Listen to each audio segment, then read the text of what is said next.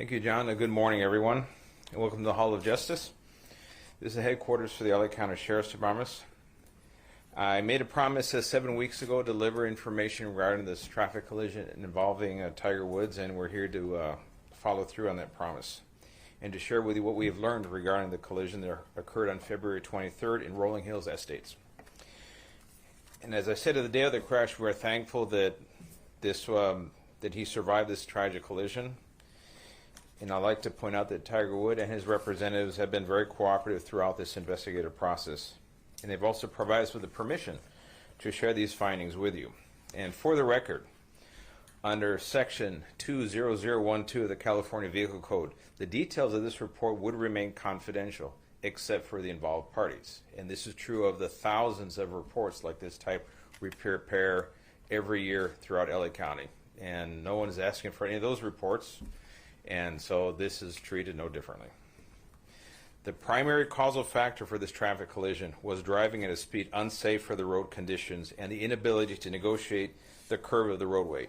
Estimated speeds at the first area of impact were 84 to 87 miles per hour, and the final estimated speed when the vehicle struck the tree was 75 miles per hour.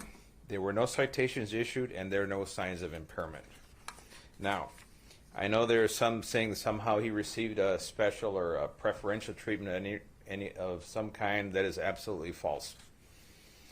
There was no signs of impairment. Our primary concern, once we obviously at the scene of the collision, was his safety. And this is where you have to switch gears and make sure the person can survive and he receives the medical care they need. And the fire department, paramedics, and that's why he was taken to a trauma center, because he obviously had a compound fracture to a leg and it was life-threatening injuries. So I know there's a lot of experts who claim they're drug recognition people said, oh, they should have drawn blood or done this or done that. And without the signs of impairment, we don't get to the point where we can actually author a search warrant and develop the probable cause to get that and execute that search warrant. So that did not happen, and that is not preferential treatment that would occur in any collision of this type based on these circumstances. And past history does not get you the elements you need to establish that probable cause. So I'll leave it at that. So now let me introduce Jim Powers, who's the captain of Lomita Sheriff Station.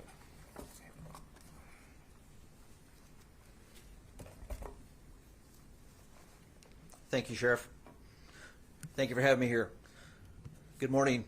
I'm here to discuss some of the details of the traffic collision that occurred on Tuesday, February 23rd of this year at approximately 7:12 in the morning on Hawthorne Boulevard in the city of Rolling Hills Estates, involving Mr. Tiger Woods.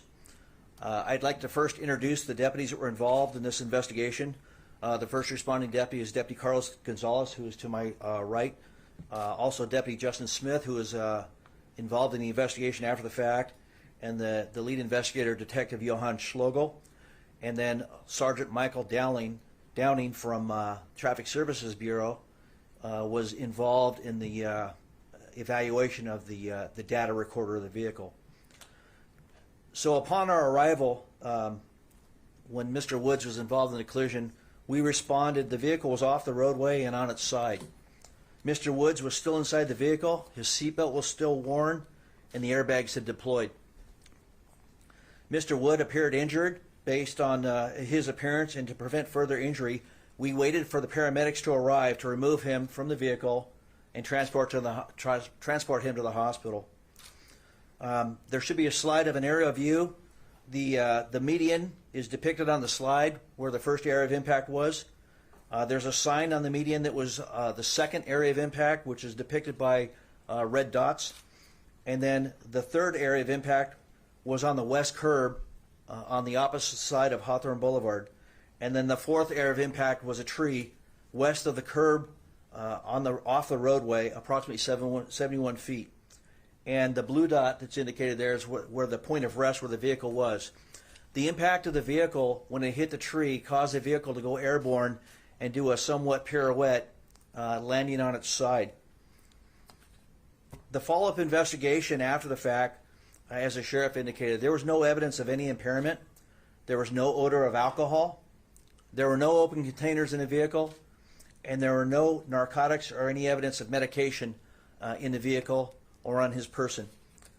In this situation, the question was asked about did we conduct field sobriety tests. Due to his injuries and the traumatic nature of his injuries, it would not be appropriate to do any type of field sobriety test. I will say that Tiger Woods and his management team have been in communication with us and have been throughout this entire event and have cooperated with any of our follow-up investigation questions and have responded to any of our questions and or concerns. The event data recorder was investigated, and on March 1st, we examined that data recorder after obtaining a search warrant that was signed by Judge Tony Cho of the Torrance Courthouse. There's an airbag control unit of the data recorder that showed information that we described as Event 1 and Event 2, and a combination of Event 1 and 2. Those events are areas of impact that was recorded by the recorder. The airbags were deployed, and each event shows a 5-second window, and the combination of both events show a 7-second window prior to the collision and up to the collision. The event data recorder showed speeds ranged from 82.02 miles per hour to 86.99 miles per hour and back down to 68.35 miles per hour. A second reading of this event data recorder is the acceleration pedal percentage, which is the pressure applied to the accelerator pedal during the collision. This measurement was at 99% at the area of impact, at all the area of impacts of the collision. The data recorder also recorded braking. There was no evidence of braking throughout this collision. It is speculated and believed that Tiger Woods inadvertently hit the accelerator instead of the brake pedal, causing that 99% rating on the accelerator pedal. Steering was also recorded, and it ranged from a -10 to 55. And this is on a 360-degree circular model, so it indicates that steering was made from the left and to the right, and it's believed that this could be from trying to correct from the impacts and also the impacts itself throughout the collision. Again, the estimated speeds of impact were 84 to 87 miles per hour at the median, 84, and then at the impact of the west curb line, it's estimated the speed was about 75 miles per hour. And these are estimated speeds based on the recordings from the data recorder. The cause of the collision is determined by the statements of the parties involved, any independent witnesses, facts of the scene and roadway, and the opinions of the traffic investigators. There were no independent witnesses of this collision, and the primary cause was driving at a speed unsafe for the road conditions and the inability to negotiate the curve of the roadway. No citation was issued, and there were no independent witnesses and no observations by a peace officer which would support the issuance of a citation. And that's all I have, and if you have any questions, we welcome them. So do you want to answer, or does the sheriff want to ask first? Are you good with him? That's fine. Captain, thank you, Elizabeth. Captain, was there any evidence of distracted driving? I mean, did you check his phone for any texting or anything like that? We did not check his phone for texting, and there was really no need to do that. And so there was no other evidence. The only associated factor, well, there's two factors: the speed and the failing to maintain the straight course of the curvature of the roadway. That's it. There's nothing from the cell phone to indicate any type of distracted driving. So there was no texting or phone calls or anything around that time? Not to our knowledge. Captain, what about blood work? And there was a lot made about being able to draw blood at the scene, which I know is preposterous, but the notion that you did have access to blood work at the hospital, did you seek a warrant for that at all? We did not seek a warrant because there was no indication for us to do so. And so based on all the facts, there was no evidence of any impairment or intoxication.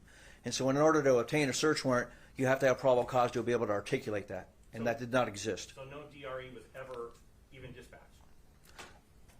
We have our investigators out there, and they are qualified DREs, and so those questions were asked, and they're all indicated and documented in the report. Thank you, sir. Captain, can you explain this inadvertently hitting the accelerator? Can you explain that one more time?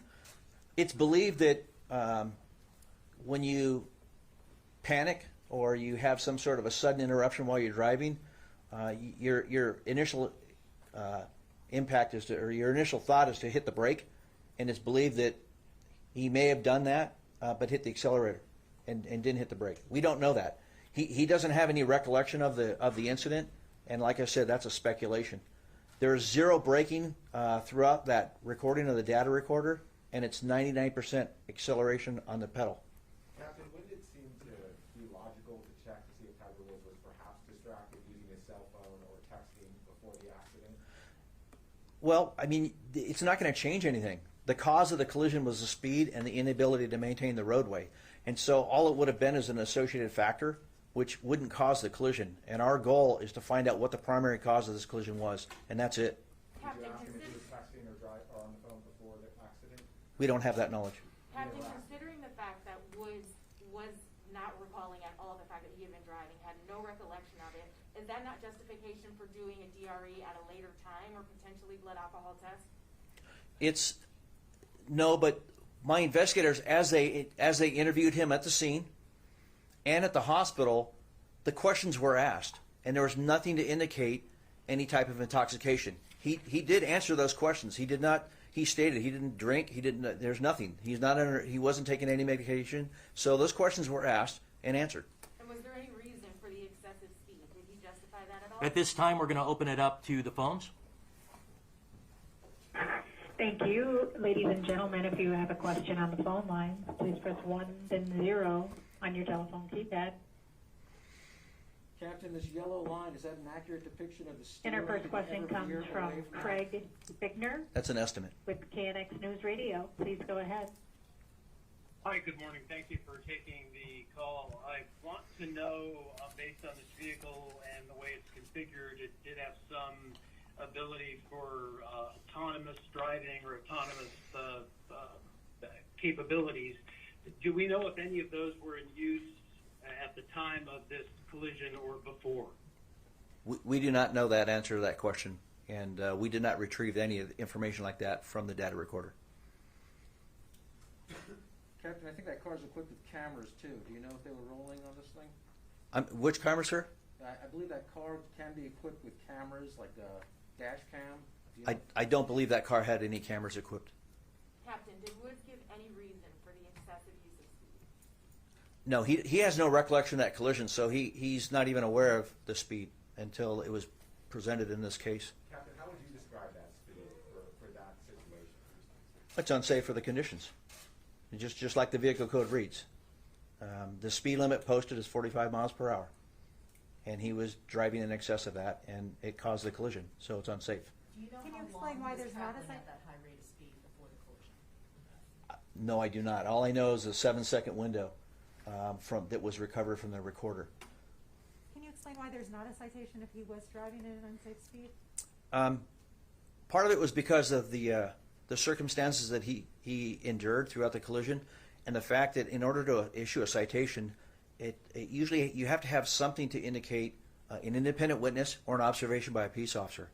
And so I can't just inadvertently go out and write tickets. And I mean, you can do it, but it would be kind of, I don't want to say a waste of time, but a lot of the courts will dismiss it because it wasn't observed by a peace officer. Captain, had somebody else been injured in this crash, how different would this investigation be? What kind of questions would you have wanted answers to that you didn't look for now? Well, if there was a significant injury or a fatality, then we definitely would have investigated it further. Do you think you asked enough questions and got enough answers from Tiger Woods? Absolutely. Captain, did he try and correct his steering at all, or was it basically straight off the road like this? There's indication of steering, whereas I gave the examples of the steering. So there was steering in the vehicle at the areas of impact, and it's But the unsure. impact could have caused that. It's unsure if it was him trying to correct the situation, or if it was the impact of the vehicle at the areas of impact that caused that by the So movement of the he drove vehicle. into the first impact is what you. I'm sorry. He drove it. The first impact, he drove right into it. He didn't correct it all. It's a raised median, so there was impact, and it did have an impact on the vehicle. Yes. Captain, can you tell us a little bit about your conversations with Tiger Woods in the moments that led up to the accident, what he remembers, what he doesn't recall? I can, in what I've reviewed in this situation, he was in a state of shock at the onset of that collision. He was awake. We helped him sit up a little bit, and then we tried to extract him from the vehicle, by breaking the sunroof, and it wouldn't break, and so we waited for the fire department. So he was, I don't want to use the word alert, but he was kind of dazed and confused, being in a state of shock. And then he was interviewed at the hospital as well, and he was coherent. His speech was normal, and there are interviews of him at the hospital where he's answering questions in the emergency room. My question is leading up to the car accident, what he remembers doing moments before the car accident. What did he say he remembered doing before the crash? I don't have the answer to that question. I assume those questions were asked, if he was distracted. Well, I know that I know that there was allegations of an incident that occurred prior to the collision, which I reviewed video footage, and he was. I watched him on video walk out to his car, put his personal belongings in his car, and drive off the property.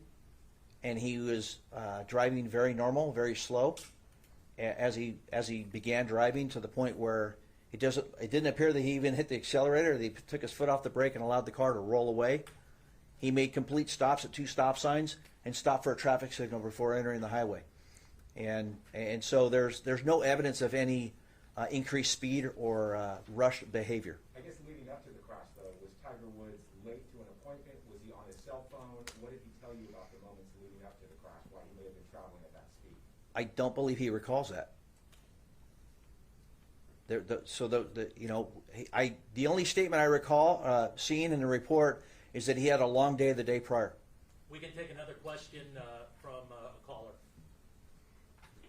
Thank you. Our next question on the phone comes from Brendan Geoffrion with TMZ. Please go ahead.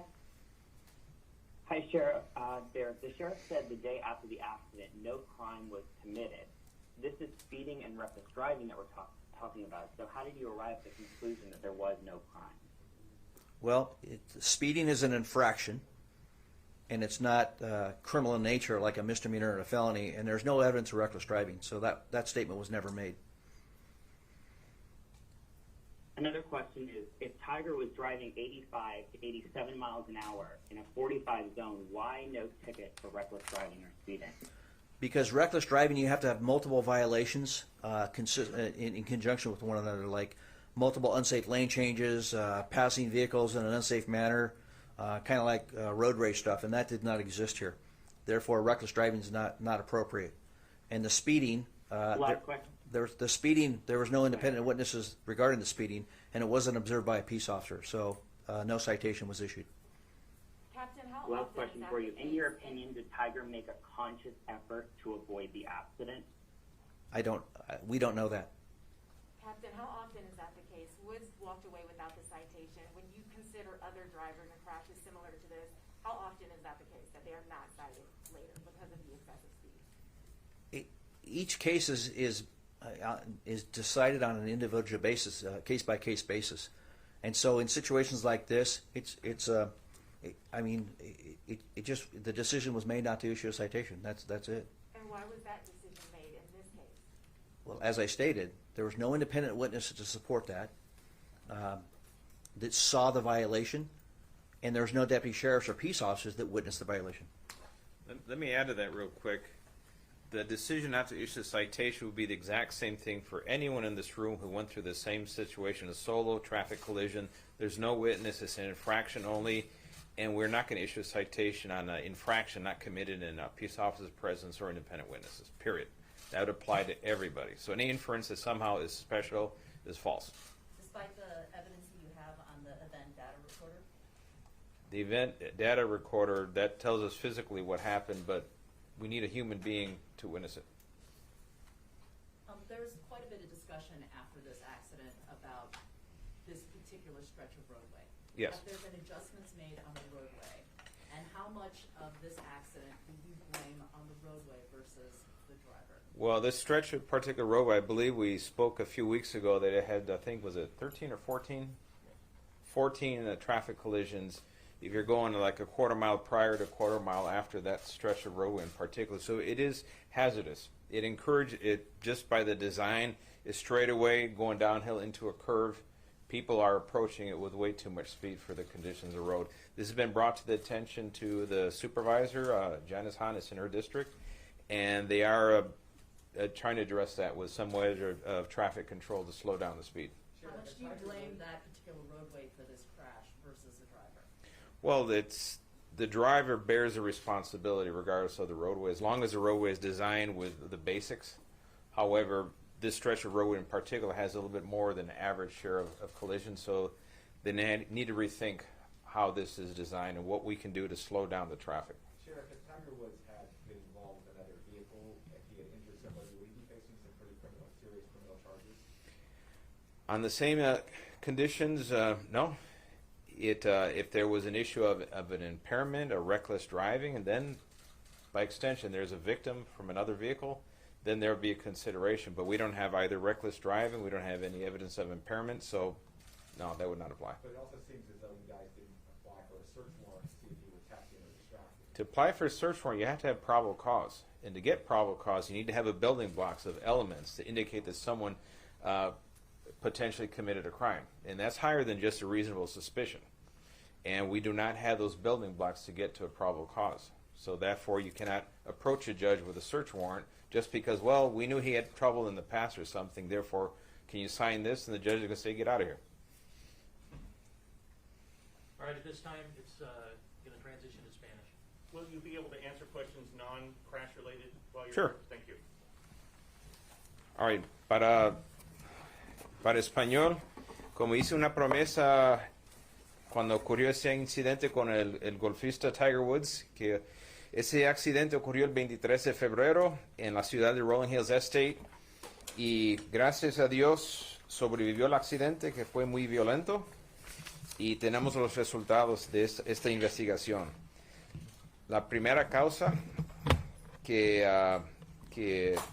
por lo que este accidente ocurrió fue la velocidad demasiado alta para las condiciones de este estrecho del camino, del Boulevard de Hawthorne. Y la segunda es el que iba manejando Tiger Woods no pudo manejar la curva después de una recta. La combinación de esos dos factores fue el resultado de ese accidente y la causa del accidente. Se estima que su velocidad era entre 84 y 87 millas por hora al momento del impacto con el centro de la calle. Y cuando chocó con el árbol al otro lado de la calle, al lado oeste de la calle, andaba a 75 millas por hora. Y no fue citado por alguna infracción del Código de Vehículos de California por no haber testigo presente, y no hay evidencia de que estaba manejando bajo los efectos del alcohol o de alguna droga, y no hay causa para obtener una orden de búsqueda para información para, por ejemplo, de análisis de la sangre, cosas así. Y esos son los resultados, y cualquier sugerencia de gente que se llaman expertos de que recibió algún tratamiento preferido por ser célebre son totalmente falsos.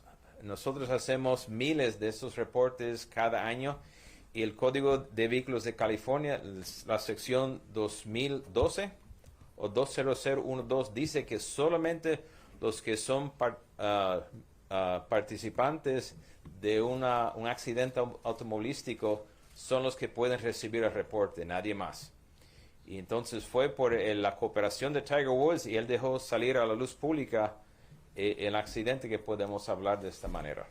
¿Alguna pregunta en español? ¿Ustedes verificaron el celular para saber si Tiger Woods iba manejando y enviando textos al momento del accidente?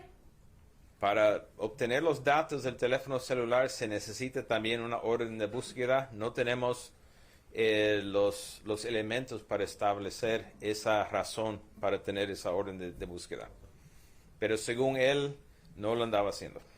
Señor Villanueva. Sí. Gracias. ¿Se le dio trato preferencial en este caso a Tiger Woods? No, en ningún momento. Nuestra primera preocupación es sus heridas eran muy serias, de vida o muerte, y queríamos rescatarlo, salvarle la vida y salvarle la pierna, y los paramédicos, los bomberos lo llevaron inmediatamente a un salón de emergencia de la primera categoría. Ellos pasaron a varios hospitales y fueron al Hospital General, was it Harvard? Right? Harvard General? Sí, ahí donde tiene un centro de trauma. Pero en un caso como este, señor Villanueva, ¿no es normal de que se le haga una prueba sobre alcohol o sobre drogas cuando hay un accidente de esta magnitud? No, tiene que haber, para hacer eso, tiene que haber elementos que dicen que había una embriaguez de alguna forma. Si están los elementos, no podemos hacer esa prueba. Esas pruebas son muy intrusivas y se requiere por la cuarta enmienda de la Constitución de los Estados Unidos, la Carta de Derechos, se requiere tener causa probable para entonces buscar esa orden de búsqueda que nos permite obtener análisis de sangre, los datos de los teléfonos celulares, por ejemplo. Sin tener esos elementos para causa probable, no se permite. Eso es la Constitución y esa Constitución, esos derechos aplican ya sea a Tiger Woods como a cualquier persona aquí, como a cualquier persona en la calle. Si iba a alta velocidad, entonces, ¿por qué no recibió una multa, señor Villanueva? Porque cuando se da una multa tiene que ser observado por un oficial de la ley o orden. No puede ocurrir remotamente y después lo hacemos. Tenemos que observarlo. Y porque es una infracción, no es un crimen menor o delito grave. Infracciones, tenemos que estar presentes. Okay.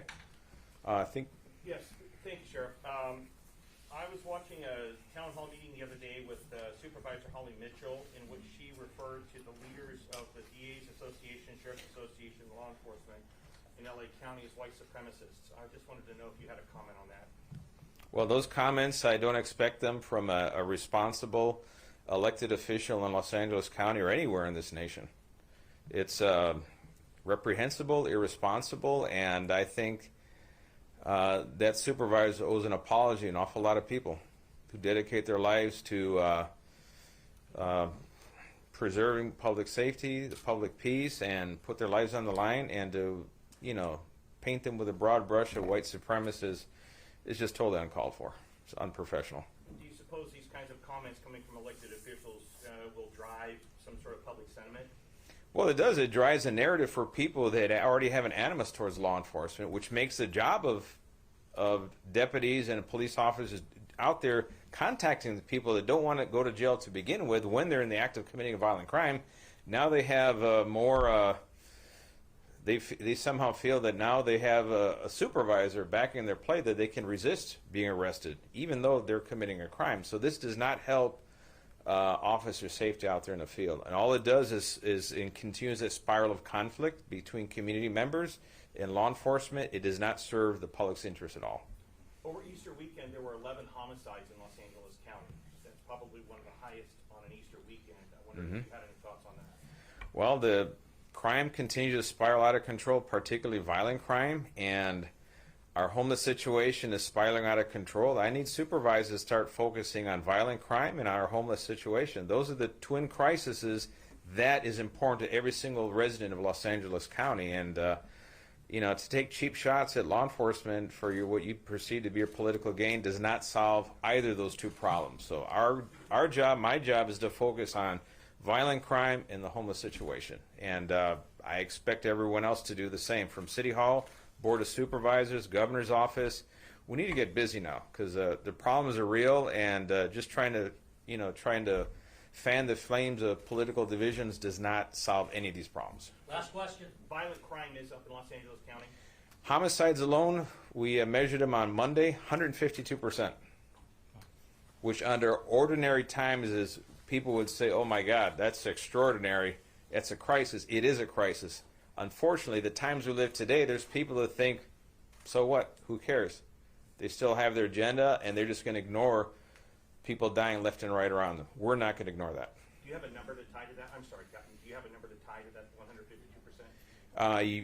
I do have the number. We can provide it for you. Yes. I just saw the chart on Monday, and it actually went up from 133% to 152%. And that's prior to calculating this weekend.